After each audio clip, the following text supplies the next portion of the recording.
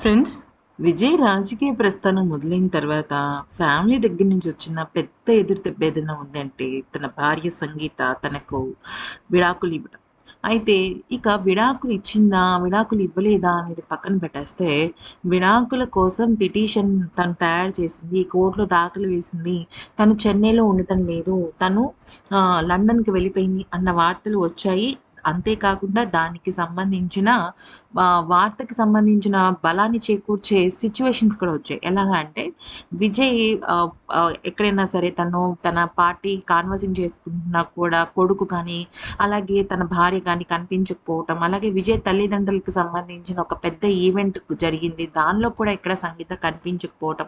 ఇవన్నీ చూసిన తర్వాత ఇక సరే వీళ్ళిద్దరి మధ్య గొడవలున్నాయన్న విషయం అయితే స్పష్టమైంది. కానీ ఎప్పుడైతే ఇక టీవీకే పార్టీ అధికారంలోకి వస్తుంది. విజయ్ సీఎంగా మారబోతున్నాడన్న విషయం తెలిసిందో, ఇమ్మీడియేట్‌గా తన భార్య సంగీత విడాకుల్ని డ్రాప్ చేసుకుంది. దీనికి వెనకాల పెద్ద కారణం ఏంటో కూడా ఈరోజు బయటపెట్టడం జరిగింది.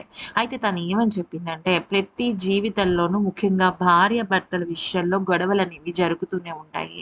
అయితే ఒక్కొక్కసారి ఆ గొడవలు ఎంతలాగా మనసును బాధిస్తాయి అంటే, మూడో వ్యక్తి మన జీవితంలోకొచ్చినప్పుడు అది మనల్ని ఎక్కువగా బాధిస్తూ ఉంటుంది. మూడో వ్యక్తికి ఇస్తున్నంత ఇంపార్టెన్స్ మన జీవితంలో మన వాళ్ళు మనకివ్వటం లేదు అన్న విషయం తెలిసి ఆ బాధ నరకంగా ఉంటుంది. ఆ బాధ నుంచి తప్పించుకోవడానికే నేను ఈ రకమైన ఒక విడాకులు అనే పద్ధతి దగ్గరికి వెళ్ళానే కానీ, నాకు నాకు నా వాళ్ళు ఎప్పటికి కావాలి. నేనొక విషయం చెప్పాలనుకుంటున్నాను. మనం కొన్ని కొన్ని సందర్భాల్లో కొన్ని కొన్ని నిర్ణయాలు తీసుకుంటున్నప్పుడు చాలా బాధగా అనిపిస్తుంటాయి. ఆ నిర్ణయాలు తప్పక తీసుకోవాల్సిన పరిస్థితి ఏర్పడుతుంది.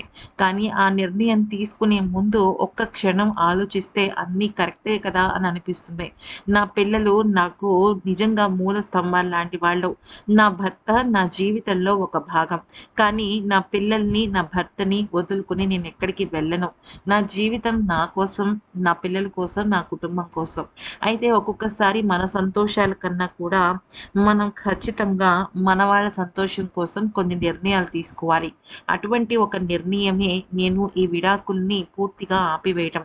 అయినా ఇది విడాకులని నేను అనుకోను. తాత్కాలికంగా మేము దూరంగా ఉంటున్నాం అని మాత్రమే చెప్పగలను. అంతకు మించి నేనేమి మాట్లాడను.